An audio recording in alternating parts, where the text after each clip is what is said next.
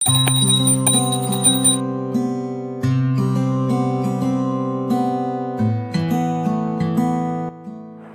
श्री कृष्णा, राधे राधे। स्वागत है आप सभी का मेरे यूट्यूब चैनल सुकून विद प्रीति में।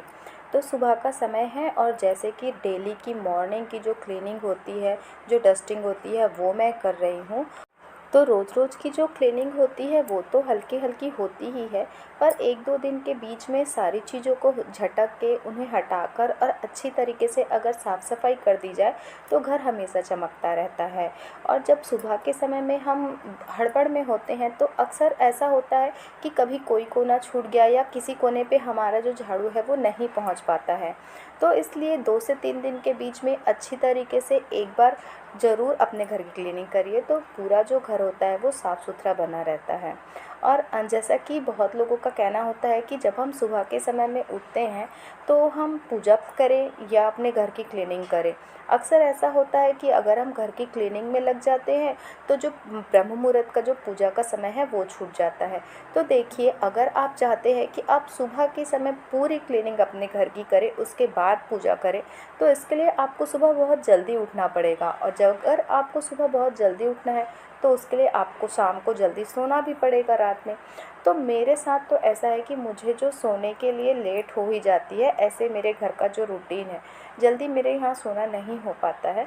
तो मैंने अपना रूटीन कुछ ऐसे फिक्स किया है कि जब मैं सुबह उठती हूँ तो जो पूरी डीप क्लीनिंग है वो मैं नहीं करती हूँ। सुबह के समय में पूजा जब मुझे जल्दी करनी है तो मैं सामने का जो ये वाला एरिया है यहाँ पे कि मैं झाड़ू कर लेती हूँ, अगर समय है तो पोछा कर लेती हूँ, और किचन की सफाई और आंगन की सफाई, इतना काम करके फिर मैं अपने पूजा की जो तैयारी है वो कर लेती हूँ, ताकि मेरे घर का जो एक क्लीनिंग है, या कहते हैं कि जो घर बासी नहीं है पूजा करने के समय, वो काम मैं पूरा निपटा लेती हूँ और फिर उसके बाद में अपनी पूजा भी कंप्लीट कर लेती हूँ। क्योंकि देखिए, बासी घर में पूजा करनी नहीं चाहिए और ब्रह्म मुहूर्त का इतना सुंदर मौका जो पूजा का होता है वो हम छोड़ नहीं सकते। तो बस हमारा जो जीवन है वो इसी तरीके से चीज़ों को बैलेंस करके चलने का नाम है, तभी हमारा जो जीवन है वो खुशहाल रहता है। अगर आप देखेंगे कि किसी का काम, दोनों चीज़ों को अगर हम बैलेंस नहीं कर पा रहे हैं, कोई है जिसके घर में वो दोनों चीज़ों को बैलेंस नहीं कर पा रही है, घर के लोगों की भी बातें पूरी नहीं हो पा रही हैं और हम अपने मन की भी नहीं कर पा रहे, तो वो जो गृहिणी होगी ना वो पूरी तरीके से खुशहाल नहीं होगी। और जब वो खुशहाल नहीं होगी तो वो अपने घर वालों को कैसे खुशी रखेगी। क्योंकि जब हम चिड़चिड़े हैं तो आप मान के चलिए कि हम उसी चिड़चिड़ापन में अपनी पूजा करेंगे, जो खाना है घर का भोजन वो पकाएंगे। और आपको पता है, जब हम खराब मन से, चिड़चिड़े मन से भोजन पकाते हैं तो उसे जब घर के लोग खाते हैं तो उनका भी जो ऑरा है, उनका जो मन है वो भी अशांत रहता है। इसलिए जब हम कुकिंग कर रहे होते हैं तो जो हमारा मन है वो शांत होना चाहिए और हमें किसी तरीके की चिड़चिड़ाहट नहीं होनी चाहिए।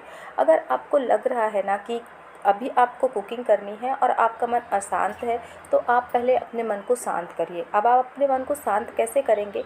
तो अब बहुत आसान सा उपाय है कि आप 10 से 12 बार उल्टी काउंटिंग करिए, या आप कर सकते हैं कोई भी भगवान का नाम जिसे आप मानते हैं, जैसे राधा राधा राधा राधा, आप 20 से 30 बार बैठ के राधा राधा नाम जपिए और उसे अपनी सांसों में गिनिए। आप देखेंगे कि अपने आप आपका जो गुस्सा है वो ख़त्म हो जाएगा।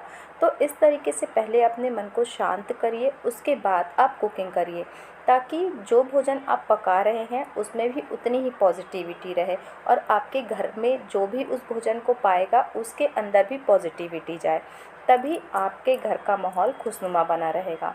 और आज मैं ये जो तरोई की सब्ज़ी है इसे भरवा करके बना रही हूँ। हमारे यहाँ इसे तरोई कहते हैं, आपके यहाँ क्या कहते हैं ज़रूर बताइएगा।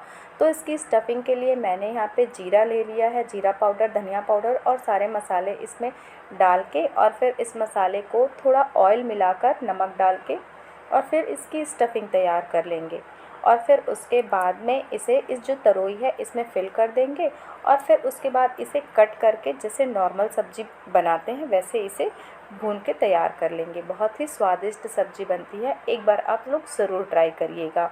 तो ये तो हो गई सब्ज़ी की बात। और इस तरीके से हम अपने घर को, हमें अपने घर का जो ऑरा है उसे भी क्लीन करते रहना चाहिए। जैसे कि हमें अपने घर में समय समय पे धूप दिखानी चाहिए, कपूर की धुनी दिखानी चाहिए, मैंने कई लोगों को देखा है कि वो खुद से ही इतने उदास रहते हैं, खुद में ही सोच लेते हैं कि हमसे ये काम नहीं होगा, हम ये नहीं कर सकते।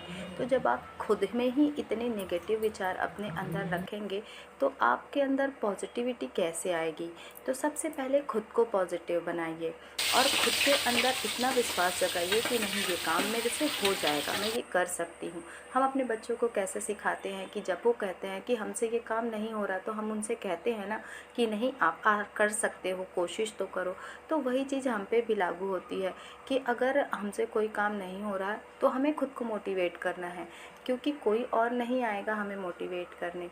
तो हमें खुद को ये हौसला दिलाना है कि हमसे ये काम हो जाएगा और हम बड़ी ही आसानी से ये सब कर सकते हैं। जैसे कि हम होम मेकर, हम गृहिणी हैं, जितनी भी घर में रहने वाली महिलाएं हैं जो घर संभालती हैं, घर संभालना भी कोई आसान काम नहीं है। तो घर संभालने के लिए भी हमें एक मोटिवेशन की ज़रूरत होती है। तो वो जो विश्वास है वो हमारे अंदर कैसे आएगा। तो इससे रिलेटेड अगर आपको वीडियो चाहिए तो आप कमेंट में ज़रूर बताइएगा, मैं अगले टॉपिक में उसी पे वीडियो बनाऊंगी। या अगर आप चाहते हैं कि आप किसी सजेस्ट करेंगे मुझे कोई टॉपिक, तो उस पर भी मैं कोशिश करूंगी वीडियो बनाने के लिए। तो वीडियो कैसी लगी कमेंट में ज़रूर बताना और बताइएगा कि कौन सी बात आपको अच्छी लगी। और आप मेरे चैनल पर नए हैं तो चैनल को सब्सक्राइब ज़रूर करिएगा, और वीडियो अगर अच्छी लगी तो वीडियो को लाइक भी ज़रूर करिएगा।